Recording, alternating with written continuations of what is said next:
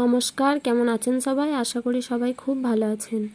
চলুন আজ আমাদের সবজি বাড়ি থেকে আপনাদের ঘুরিয়ে নিয়ে আসি। দেখুন, বৃষ্টির জন্য সব গাছপালা নষ্ট হয়ে গিয়েছে। ছোট্ট শসাটিতেও পোকা ধরেছে, দেখুন না দেখার ফলে কেমন লাল হয়ে গেছে। দেখুন